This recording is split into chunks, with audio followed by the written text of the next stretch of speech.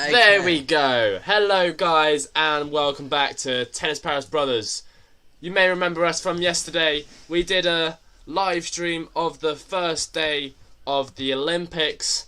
Now that was an interesting one. We were talking about the withdrawals of the Olympics. We're going to be talking about the history of Olympics instead. We thought why not change it up a little bit. It's just something to talk about really. We're going to introduce the new sports as well. That's to Olympics, and so Ollie's going to be talking through with it. He's done a lot of research. He's written it down, and so I'm going to learn some new things as well as he is. So stay tuned, guys. And Olivier, I shall introduce him to Olivier Paris. Here you go. So Olivier Paris is now on. So, I think I'm going to start with the new sports added to this year's 2020 Olympics. So, the International Olympic Committee today agreed that baseball, softball, karate, skateboard, we actually watched that today on TV. Yo2, the Japanese won the skateboarding. That's, by the way, yeah, keep going. Sports climbing and surfing. They've been all added to the sports program for the Olympic Games Tokyo 2020. So I think that's a brilliant thing. I think it's good to have new sports introduced. Skateboarding as well. It may look a bit odd to see it actually in the Olympics, but it's a great sport to watch. Loads of cool tricks. That's something you wouldn't expect usually. And I really enjoyed watching it today. And let's just create a poll. Who's enjoyed watching the new sports introduce? Keep talking in the meantime. Okay. So I think also they were mentioning that hopefully for 2024, so that's planning to be in Paris. So that'd be very cool if we could go. Who knows what will happen? But I think they're planning on adding parkour to it. But obviously that's just talks. That'd be pretty cool, I think. Don't you think, Alexis? Absolutely. So obviously A lot of jumping and. I think Tokyo's really gone for it today. Not today, this year with the Olympics. They've obviously introduced so many new sports, and I think that's a great thing. Some people like skateboarding, even if it's street or park. That's the same thing. I think the street or what's the other one? Or just tricks, something like that. Skateboarding, freestyle. That's it. And then there's obviously surfing, which I think is such a cool water sport. It's known to look very, very cool and stylish, and I think that definitely deserves it because it requires a lot of strength. It requires a lot of muscular on the upper body especially, and to keep balance on the board, and of course depending on the wave. I think that's why they never did it in the first place, to do with like the wave, because they can't guarantee it will be a good day for surfing. Yeah. But Japanese in Japan, Tokyo, they've done it today, this year. So there you go. Charging Bolt, the first comment. A lot of big stories that came out from last night. Oh, absolutely. We're going to go through all of it. And first off, though, Oliver's just mentioned, of course, the sports that are introduced. Now we're going to go through a little bit of history. Is it to do with tennis as well, or is it to do with... So I've just done about tennis. Maybe in the next couple of days I may do it about just the whole of the Olympics, like the idea about Olympics, who came up with it, a bit about all the sports. That could be definitely cool info. So what I've got right now is in the 1912 Olympics, it was held at the same place and the same time as Wimbledon, but most of the best players chose to compete at Wimbledon. That's understandable though, because in Wimbledon you earn much more. It's in the same venue as the Olympics. I'm surprised they weren't allowed to play both, personally. We've just got a comment, bear with us. Do you guys think the Tokyo courts and weather conditions are similar to the Australian ones? That's a great question. I actually really, really like that question.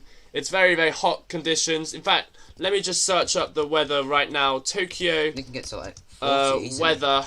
It's very hot. That's what I know for sure. Oh. 32 degrees, and it's what, 3 a.m. 27 degrees and it's 3 a.m. That's crazy. It's very hot. You just have to remain hydrated. And it's similar to the Australian ones. The Australia, when it's Australian Open, it's obviously summertime there, and for us it's winter. Yeah. But so yeah, it's very hard to adapt. But I think they'd be all right because we've had professional tennis players. They've experienced extreme weather, really, whether it's a heat wave or not. And even lately, we went abroad to Spain, where one day it was 42 degrees Celsius, which is about 110 Fahrenheit, a bit more even, which was crazy. So yeah. So I also just had a look about the prize money. So it's $37,500 for the gold medal if they win. So compared to like a Grand Slam where it gets to like $2 million, then it'd only be understandable to do Wimbledon, and because it's a Grand Slam, I mean there's only 4. Well, the Olympics there's only 1, but normally it's a lot more popular. I mean I'd say the Olympics, but on another stage people would also do that because you represent your country. It's a one-time thing. Yeah. The atmosphere is great. So there's a lot of ups and downs to it. In fact, today, I'm sure most of you guys are from our Discord channel. If you're not, make sure to join it. Today I asked the community whether ranking points for the Olympics should be allowed or not. I know this is slightly off topic with what you just said, but majority of them said no actually. So comment down below if you disagree with that. But yeah, I asked the question. I said no, that rankings shouldn't be linked to the ATP or WTA tour because it's a one-off occasion every 4 years where the Olympics are held, and also it's just to represent your country. You're not representing yourself. So that's what I thought of that. But please comment down below your thoughts. It'd be amazing to hear everyone's opinion on what they think, whether ranking points should be allowed in the Olympics or not. Well, I know from 2004 to 2012, so 3 events of the Olympics, they did where they count it for your WTA and ATP, but from the 2016 onwards, I know they've stopped that, so it will not count anymore for your rankings. By the way, hello Chris, and also to the comment above, no problem. We're here to answer questions, of course, so keep asking questions. The more the better for us, and we can talk more and be on the live stream for longer. Okay, so moving on to fact number 2. By the way, we're back onto the history questions, the history facts about Olympics involved with tennis. Cool. So after 1924 games, tennis and the Olympics had a messy breakup. The Olympic Committee and the various tennis federation could not agree on how to settle the question of whether professional players should be allowed to compete. It was only until 1988 when tennis returned officially after 64 years of absence, and Steffi Graf won the women's gold, and Miloslav Metir of Czechoslovakia won the gold in the men's competition. So that's kind of interesting. Very interesting, yeah. Pranav, hey, how's it going? It's brilliant to see you on here. It's going great. We're talking about the Olympics. I've just asked the question. Well, Oliver's on about the history. I'm just asking questions to the audience. What you think? I asked on our Discord, but whether ranking points should be allowed in the Olympics, certainly I'm against it. But yeah. Now a tennis-related complex question, which worries me too. Are the hard courts, and especially grass courts, slowing down with time? Is it good or bad for the game, and what's the future? Now, this year on the grass in Wimbledon, I saw lots of incidents where the players fell over, they started injuring themselves. I'm sure lots of people hurt their ankles, so they must have been stretching lots and lots of times. Yeah, I mean, it's hard to say. And then the hard court, so hold on. let me just read your question carefully to see if I'm actually answering. Which worries me too are the hard courts and especially grass courts slowing down with time. Hard courts. What do you mean by slowing down in time? Reply to me when you can. Really. Chris, didn't watch the new sport, but they seem nice. Yeah, surfing's one of the sports. I definitely think that should be one. Skateboarding as well. And yeah, definitely think it should. All the new sports that are added are deserved.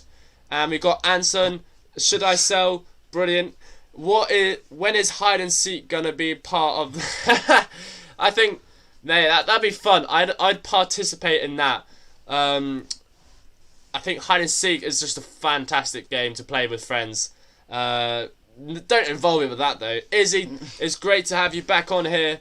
Thank you so much for supporting us, of course. And yeah, Junior Tennis Stars. Hi guys, watch the skateboarding. Oh, the skateboarding. Was awesome. There was some awesome tricks. There was flips, and then 360 stuff. I don't know what the names are. And it's Yoto from Japan that actually won. So credit to them. The Japanese, 90% of park skateboards are banned from Japan. So hopefully they can get there. What's the word I'm looking like? Allow people to skateboard. Yeah. Pranav, all good. Busy with studies. Gonna represent India at some international math Olympiads. That's awesome. That's awesome, mate. Yeah. I didn't know you were a math genius. Let's go. And then we got Tokyo Hard is not as bad as I heard. Tokyo Hard, it seems very, very quick. It's very easy to slide on. I reckon you could hurt your ankle a lot. I heard lots of screeches. So they're definitely... Yeah, I don't know what to say. How would I describe the Tokyo Hard courts? I can't really tell you because we haven't been watching. We haven't played on it. And we have watched some highlights of it, but... Yeah, it depends on the players. What do the players say about the hard courts? And then we got another player, Sally, looking forward to the surfing. Yes. Surfing is definitely deserved. I've said this about 3 times already, but it's true. Surfing looks so much fun. Even though I want to try it, but I'm sure I'd fall over about 20,000 times. It's a shame squash has been axed. I think squash will get onto Olympics very soon. It's not a new sport, but I don't know. I don't know why they don't allow it. It's a great sport as well. It's very high intensity. You have to keep on your toes. And yeah, another one that I think that might be added onto the Olympics one day is probably paddle. Paddle, surprisingly, it is going up the rankings. It's very, very popular. It's simple. It's for all ages, really. Tennis, if you want to be good at it, you have to be at a very high level. You have to be playing a lot. And yeah, but paddle, you can be really good at just at the net. And yeah, that's what I think. And then, lol, yeah, kind of British team is good too.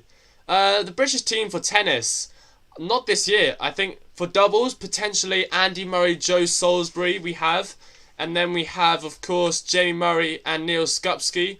I haven't checked the draw if they won today, but they won 13-11 in the first round, so it was very close. But, yeah. And then we got Chris. When are the updates going to start? Oh, this updates will start soon, bro. We've got it on the tabs open. We're just going through the questions because it's great to communicate with you guys. By the way, guys, don't forget to like this video, of course.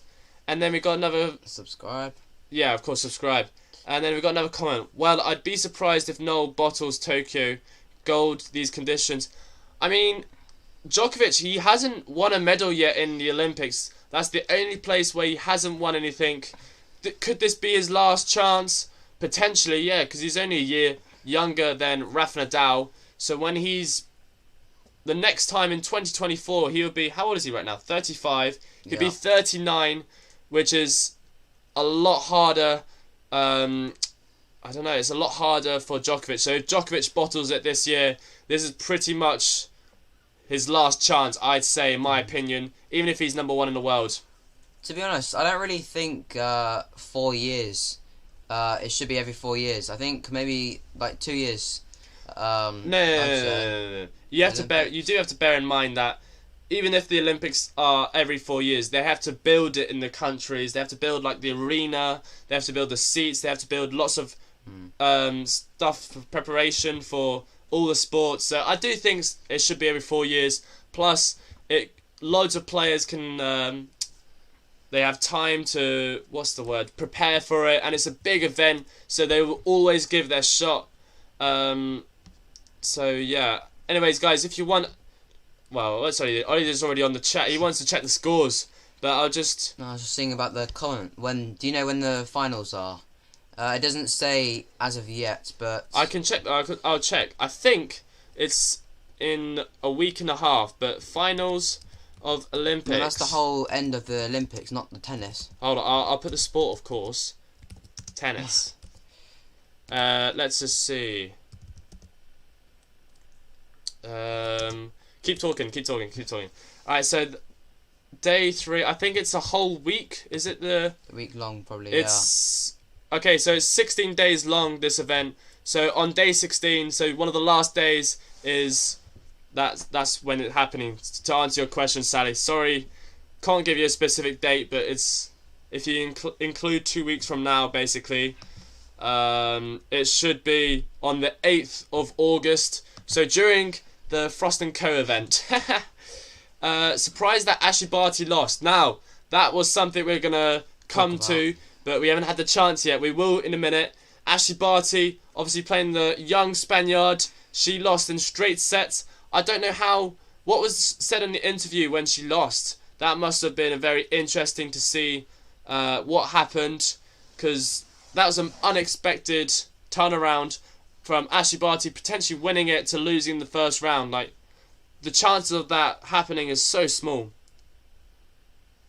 And then Pranav, next Olympics in 2024, Paris. Now, that actually, we want to try and go visit and try and get tickets for tennis, because it's in Paris. We're so close to Paris, and Noel might just have a shot there too. Again, not with Djokovic, it depends on his performance. Federer's gone; he'll be retired, we reckon, and for sure. So he'll be like 43 or 44 by then. So it'd be like the longest singles player ever, because I think normally by like 38s, they will just become doubles. So, I mean, if he does keep that up, then fair play to him. But I think he might just carry on until 40, 41. But I don't think the results will be like up there anymore, like winning Grand Slams and stuff. Maybe like solid quarters, I'd say, like this year. Because obviously, I think he still could have gone quite far if he didn't have a knee injury. But I think it's going to be a bit like Murray. Do better, I think, still than Murray, but like not like up there as he was, I would say. Yeah, so Djokovic will be 38 in the Paris Olympics. You can't forget what Federer did in 2019 when he got to the finals. Of course, that Djokovic might still be the same, but you have to bear in mind injuries do tend to happen. You never know what can happen in the future. Djokovic might just be the same. He might be number 1 in the world in 3 years' time. Who honestly knows? But yeah, I mean, it's hard. It's hard to know and predict the future, sadly. Pranav, yeah, I'm planning to be there as well. Hey, it'd be great to see you one day. That'd be awesome. 99.9% chances they'll play in the Masters 1000 indoors and not on Roland Garros. Do you know why they won't be played on Roland Garros? I think they should do it on the clay. Even if it's Rafa's favourite courts, Philippe Chatrier, for example, I think they should. Plus, Nadal might retire. He might not, though. It'd be interesting to see. You guys should present in Paris 2024 and commentate in tennis. I would love that. That would be like a dream come true. That would be so cool. But we are now gonna go and head over to the scoreboards. So yeah, let's see all the matches that were played today. So okay, so what are you doing? I got this. Oh, he is changing plans. He's changing plans. I've planned about what I'm gonna say. So as those of you may know, we did a daily update yesterday where we did our predictions of today's matches. So today we'll be seeing whether our predictions was right from today's matches. So the first match of the day was the British Liam Brody against the Argentinian Cerundolo. So he won that in a tough 3 sets, 7-5, 6-7, 7-4 on the tiebreak, and 6-2. So he will now be facing Uber Hurkacz. I think, to be honest, he's definitely not a favourite for that. Hurkacz's been performing pretty well. He did well in the Miami, obviously winning that, and Wimbledon more recently. So I think he's on better form. To be honest, that'd be like a huge upset. He's probably more expected to win that, and I think he doesn't have the hardest draw. He'd have probably like Hurkacz will have the. If Hurkacz beats Liam Brody, sorry, I think we're just glitching a bit. Fine. If Hurkacz beats Liam Brody, they will be playing the winner of Jeremy Chardy and Aslan Karatsev. Now that will be a fun match to watch. Aslan Karatsev and Jeremy Chardy.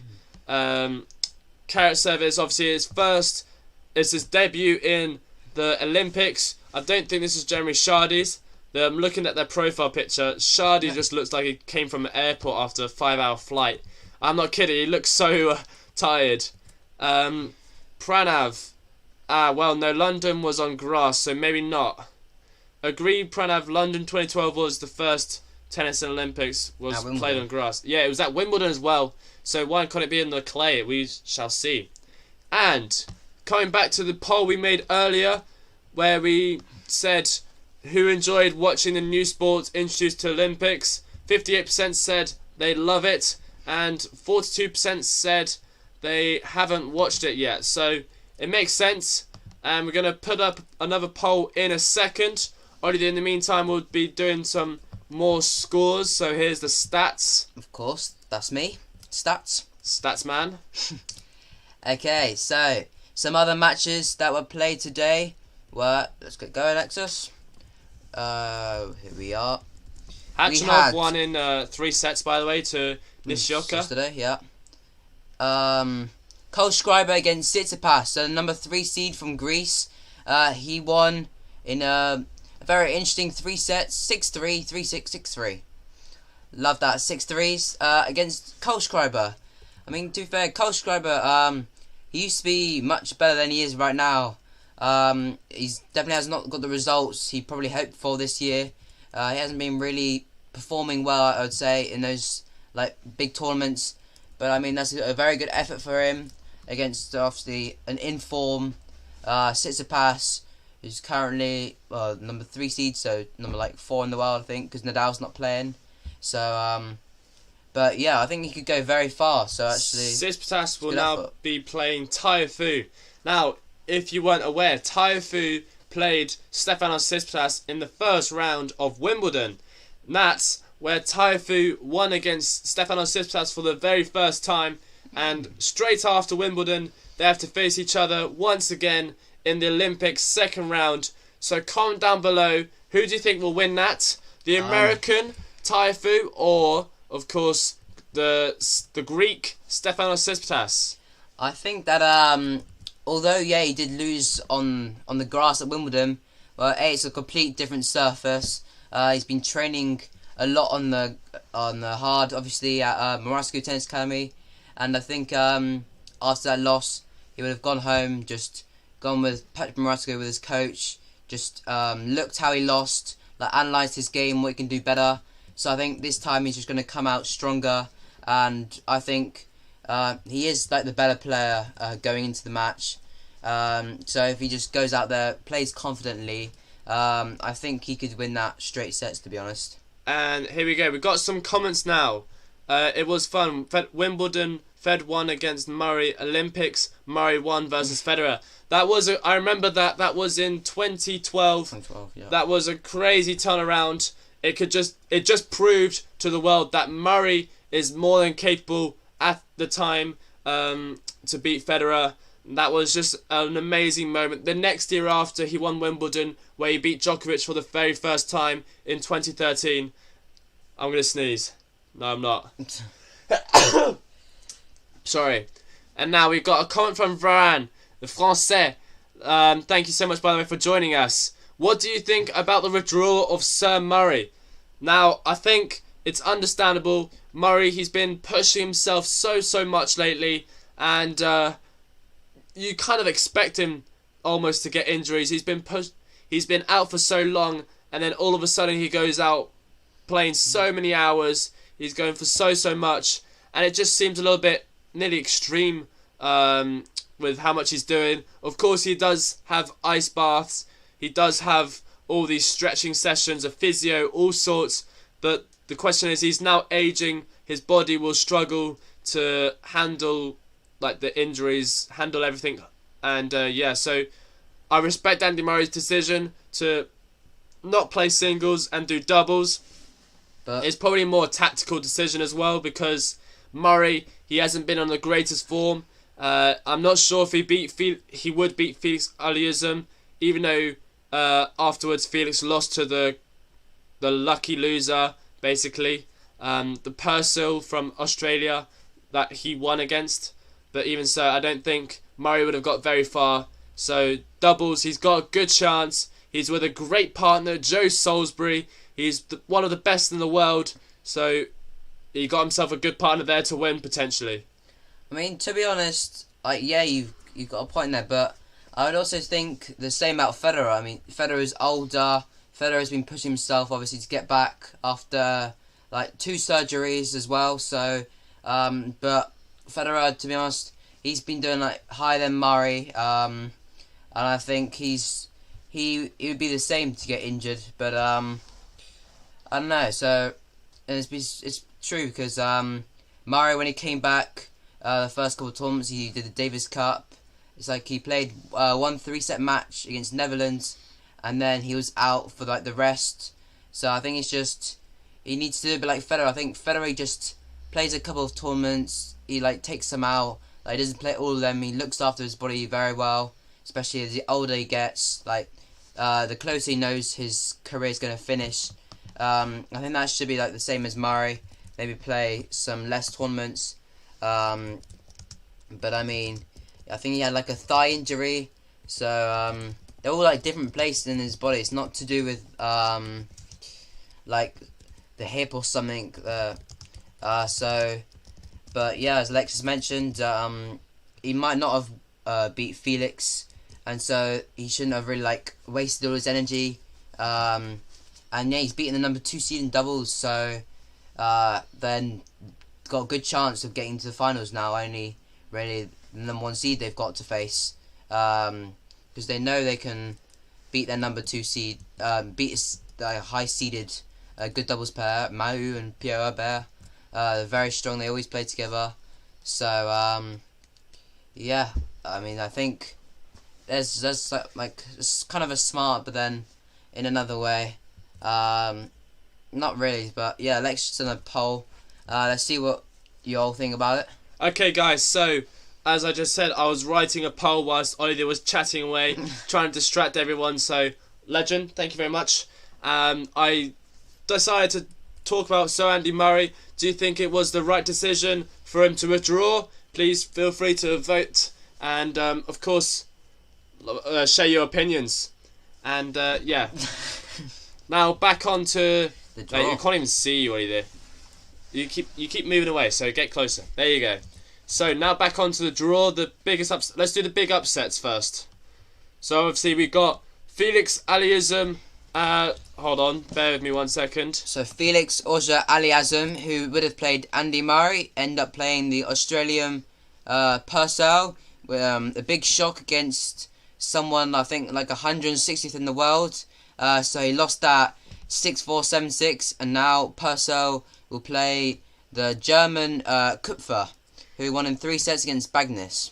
I mean, I'm surprised that Bagnis actually won that, but lost that, sorry. He's been performing well. I know he's not the greatest on the hard courts, but he's very, very consistent. And Kupfer, the German, he hasn't had the greatest season. So yeah, but credit to him for winning that. And he is now facing the Australian. So Kupfer, if he does win, he could advance to the 3rd round. potentially even the quarterfinals, the fourth round. Sorry, he will. If he win that, he'll face the winner of. No, he'll face the winner of Cilic and Corona Buster, which is tough there. But yeah, I mean, I think they're both not in their prime. They're not like playing probably as they would have liked to, like earlier on in their career. I know Cilic, he's been in the top 10, I'm pretty sure, very close. So, and then the same with Paulo Corona Buster. Did very well in the US Open a couple of years ago when he lost to Nishikori, that was. I remember that obviously very well when he kind of raged. But back then he was in very top form. He made the NITO finals. So, yeah, I think that would be a very interesting match. Definitely a 3-set, I'd say. I think maybe Paulo Corona Buster will take that. But, I mean, we shall see. I think... oh, yeah, of course. A very big upset as well. Alex just reminded me. So, that was Japanese Nishikori versus Rublev, the Russian Olympic Committee. So he absolute thrashed Rublev, 6-3, 6-4. Definitely not what I expected. I mean, I kind of thought it was at his home, but like the only problem with it right now is it's not like a huge advantage because he doesn't have that home crowd, to be honest. There's no crowd, so even so, like winning against Rublev, the number 5 seed. Rublev's had a very good season. He's been very consistent, and Rublev's done well for himself. And he does. I mean, Kei Nishikori, he's been very on and off lately. He's been trying to make a comeback, and I think he potentially can, but who knows what could happen.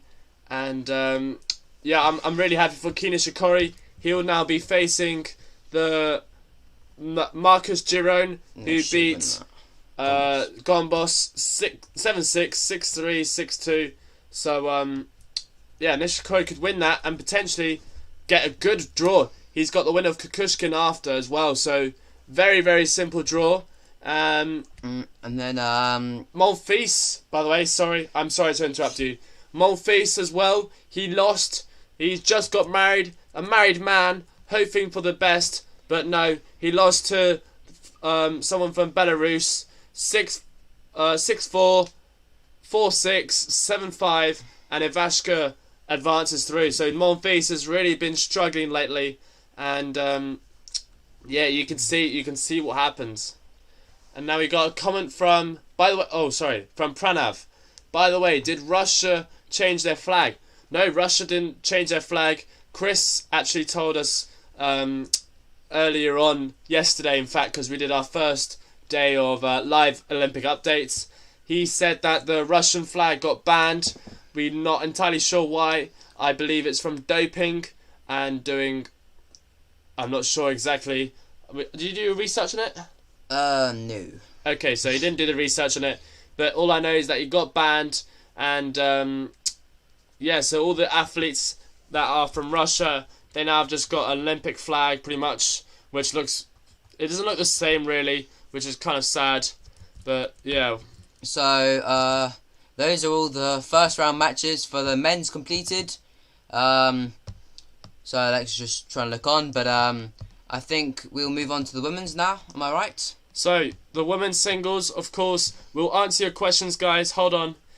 Ashleigh Barty, she lost number 1 seed, a massive upset against the young Spaniard Tormo Sorribes. So I don't know how to pronounce the name. 6-4, 6-3 to the Spaniard. And then the French versus the Latvian, Ferro versus Sevastova. That's a very good win. 2-6, 6-4, 6-2. And then Heather Watson lost straight sets to GB against the German, 6-7, 3-6. We're just looking for upsets. Is there any upsets there apart from Ashleigh Barty? I think majority. Elise Mertens lost. She lost, yeah. Where's Elise Mertens? I'm not sure exactly, but I know she's out now in singles and doubles because her and Alison van Oortjank, they lost 3 sets to Muguruza and Carla Suarez Navarro, who it was her dream to play the Olympics after she recovered from having cancer, and she thought her career was nearly over. So I think she's going to retire after this, but I think that's a brilliant way to retire after representing a country in the Olympics. That's nearly like a dream. Hold on. Sorry. We just got a few comments. We will just start with technical question. What do you guys think Federer did right tactically and strategically against Nadal on hard court since 2017? I think what Federer did incredibly well, he took the ball very, very early. Nadal, obviously, he kicks it up with loads and loads of topspin. He tries to go for it. He tries to attack. Federer was just not giving him the chance to, and that's how he dominated the hard court season. Djokovic wasn't there either to try and beat him, so that's possibility as well. So yeah, he was just taking the ball early. He's giving himself time. Nadal had no time at all, so that's the answer to the question. You forgot Wawrinka. He was a beast back in the day. Oh, Wawrinka was a beast. He won the Roland Garros in 2015, and he won the US Open in 2014. He was so dominant. He took everything, risks, and it went all in his favour. And I think now he's starting to slow down a bit. He's competing a lot less. He's not participating in Olympics, which is such a shame. Sally Revel. I remember seeing Monfils at the Futures at West Hants. By the way, guys, West Hants is our tennis club. That's where we train. So to hear that Monfils played at it, that is insane. I would have loved to meet him there. That must have been like, what, the 90s, early 2000s? But that's incredible. I wish I was there to see it. And then Varun Sa, do you have a Twitch account? We do not have a Twitch account. We have Discord, we have Instagram, and that's about it really. And YouTube, of course. Can't forget YouTube. Dominic Cardos, it's great to see you on here. What do you think about Osaka? Osaka, I mean, she's been an inspiration to the Olympics. She's the first ever tennis player to light the torch and put it in the cauldron. Was that correct? The Olympic cauldron, yeah. The Olympic cauldron. And she's obviously a huge inspiration. And obviously there is a lot of pressure on her to win the Olympics, pardon me. But yeah, we'll see how it goes for her. And so far, by the looks of things, she's really enjoying the Olympics. Even though, sorry, there's no crowd. That's another thing. It's so sad to see there's no crowd. But yeah. But I hope that answers your question there, Dominic. Pranav. Oh, sorry, no. Your answer is just a question. The biggest surprise of today isn't on the tennis court. This is France win against the USA on basketball. Yeah. I mean, I remember seeing this conversation on Discord. My brother here, this boy, he was talking to you, in fact, Varane, about how France will be a good match and you thought USA would crush them, but France, maybe you underestimated them, even if you're French. Sally Revel, it was before he was famous. Show my... Hey, you're still... Yeah, I don't know what to say. You're not old. Yeah. I don't know. I don't know what to say. It was before he was famous. I mean, Monfils, how long has he been famous for? Not that long. Since 20... I don't know. 2008, I'd say. Around 2008. Yeah. But so, yeah, Monfils he's a legend though. He's still very, very young as a tennis player. He's still got loads of energy in him. Thanks for answering. Do you use the VCore Pro 97? Yes, I do. Actually, I do use the VCore Yonex Pro 97. I use the lighter version, so I think it's 290 instead. I should be using the 310 personally. But Olivier, he won a giveaway with that racket, and I decided to try it out, and I loved it. I absolutely loved the shape of it. Yeah, that's what I loved about the VCore.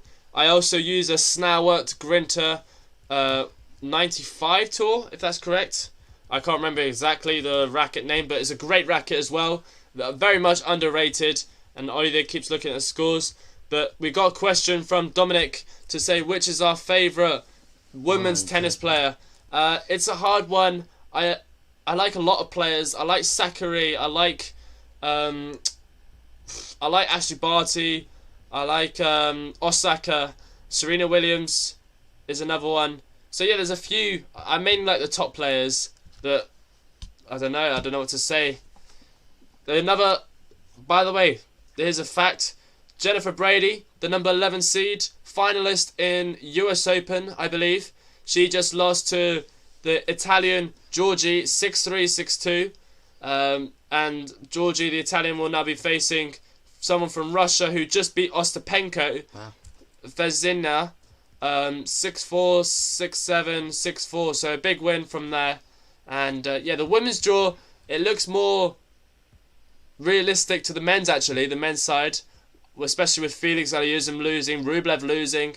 All the top seeds are out pretty much. And also Federer, Nadal, Thiem, they're not even playing the tournament. So yeah, it's a big interest. It's very interesting.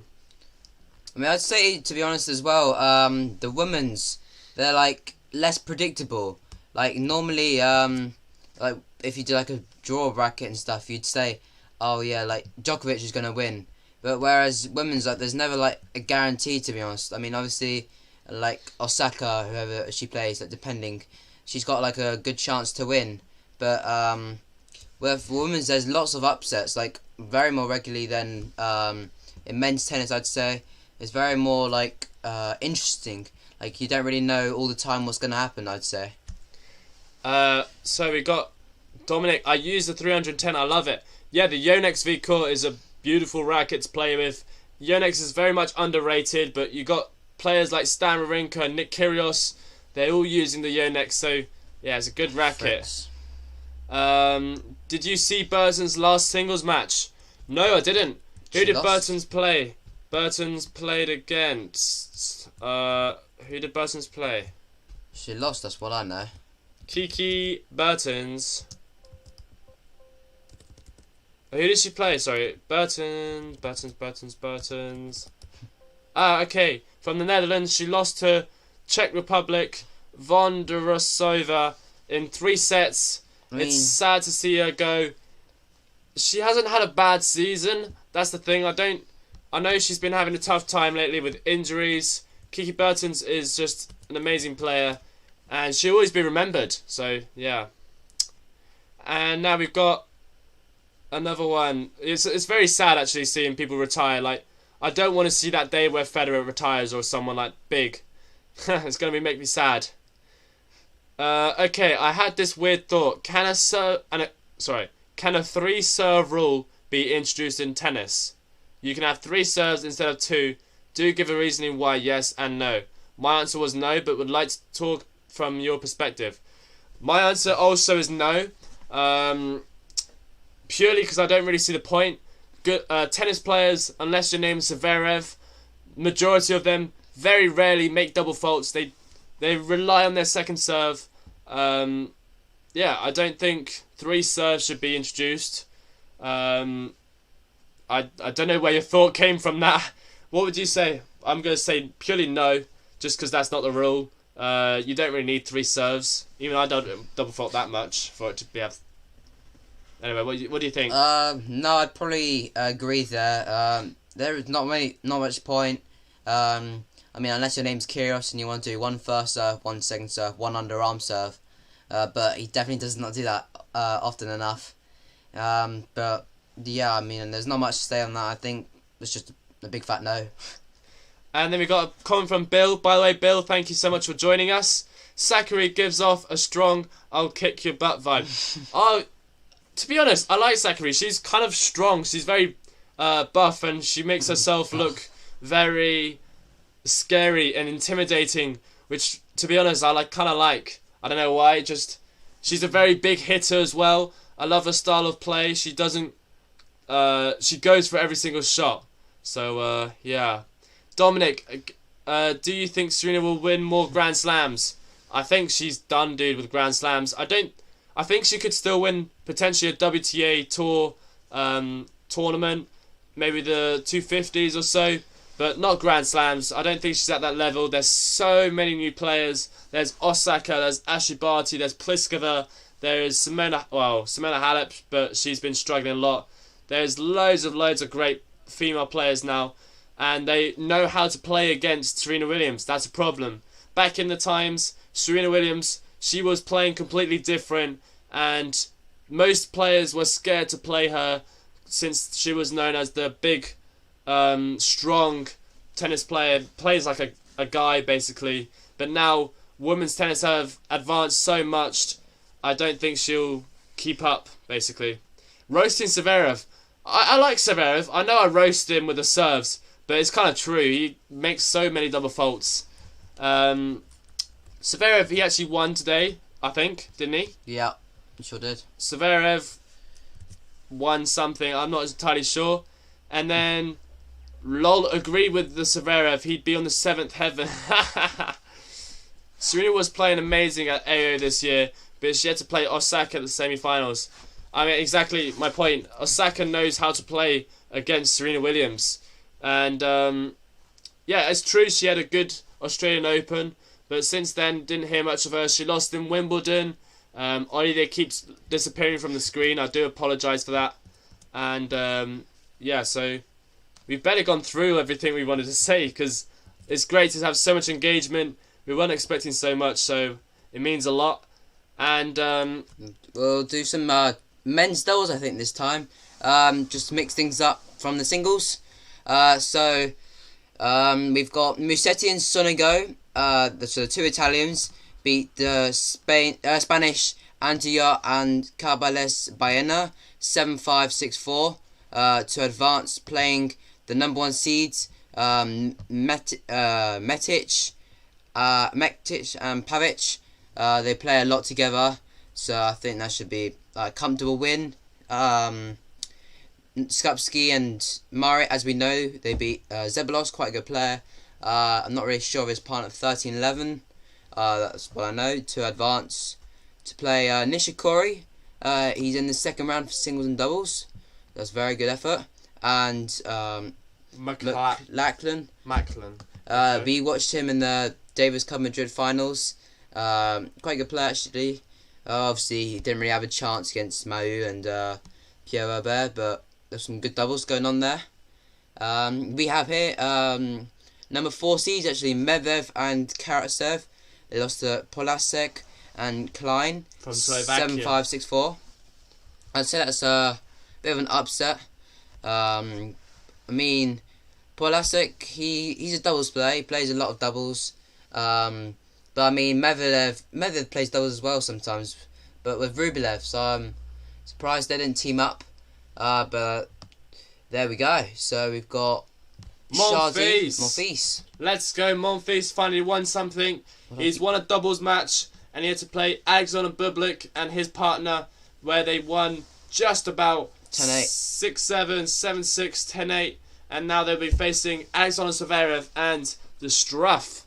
I'm surprised also, how come Zverev's brother didn't play? Mishka Zverev. Who knows? Sally Rev. Oh man, I was asking a question. Is Shapovalov playing? I missed some of the draw.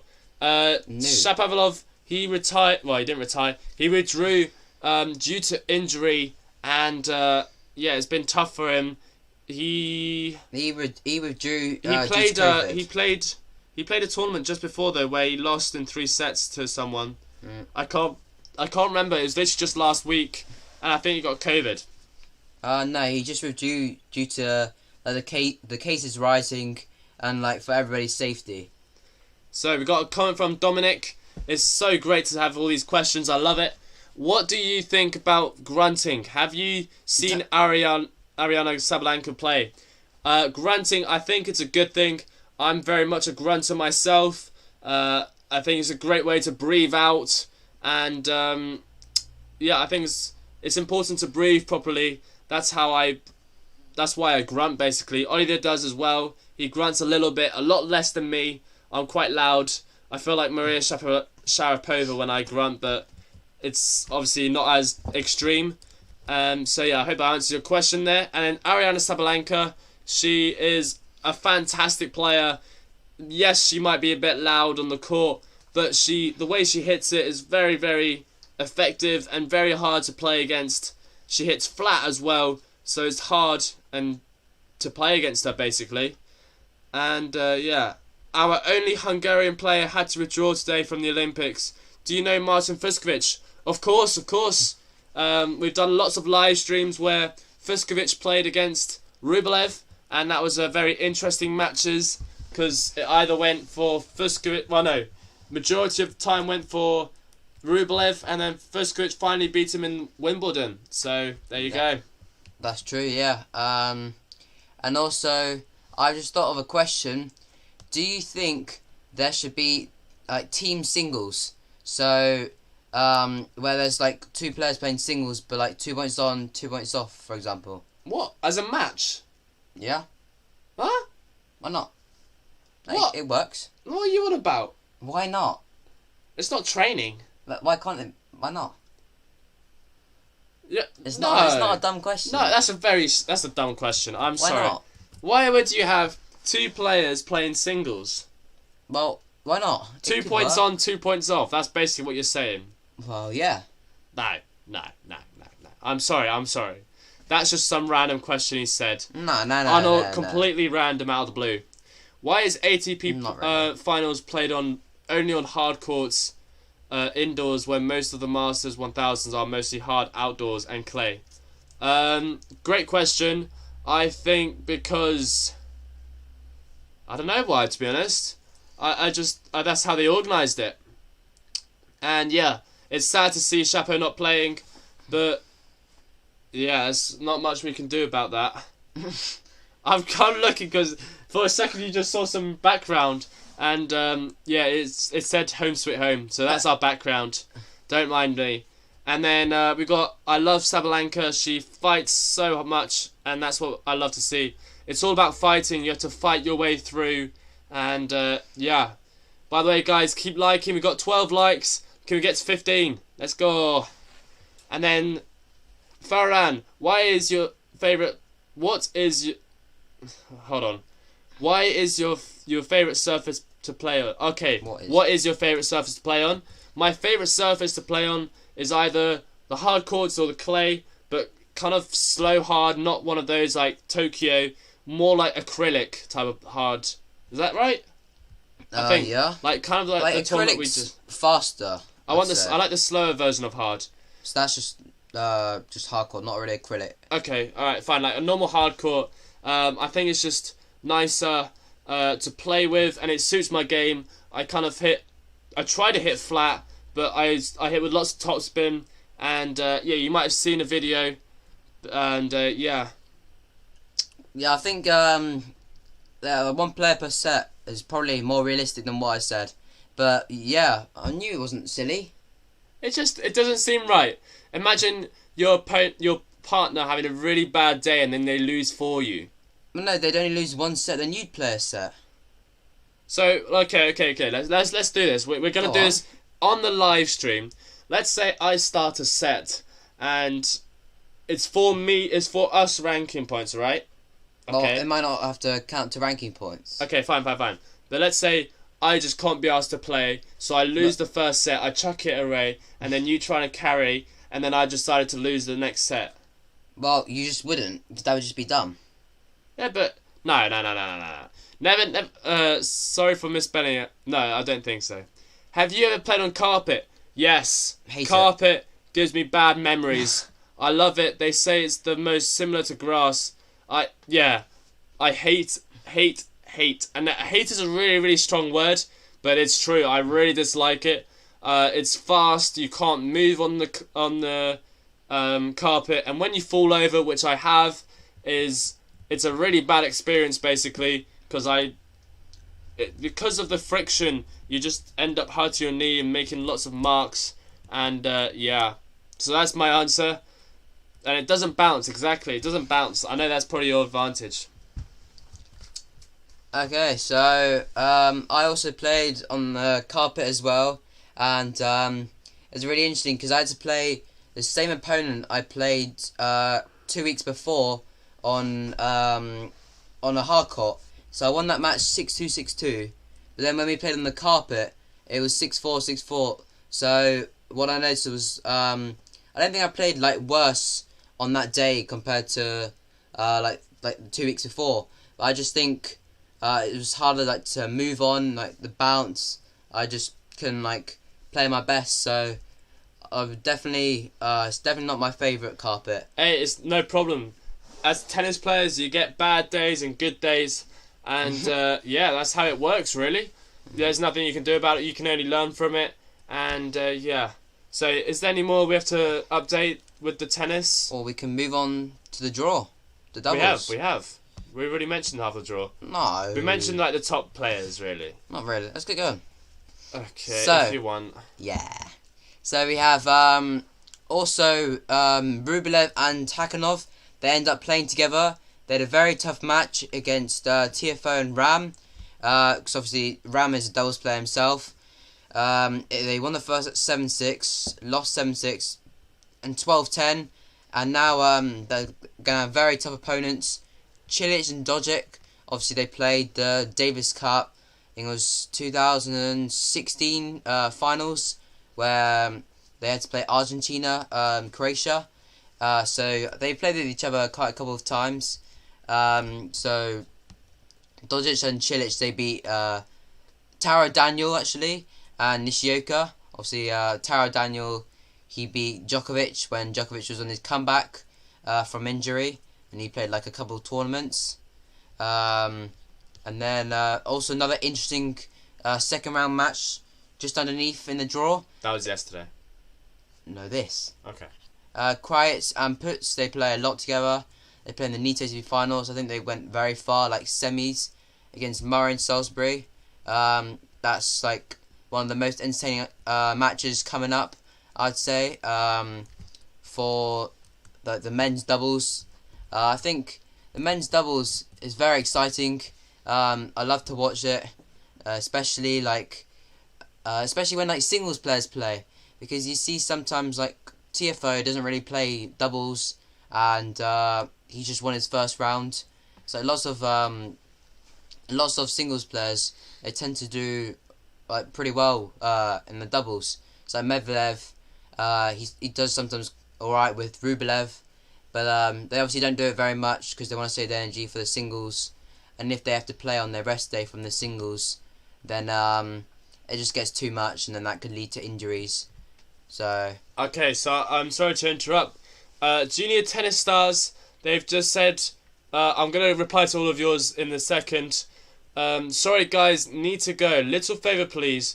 Junior Tennis Stars is holding a photo and video competition to celebrate the Olympics.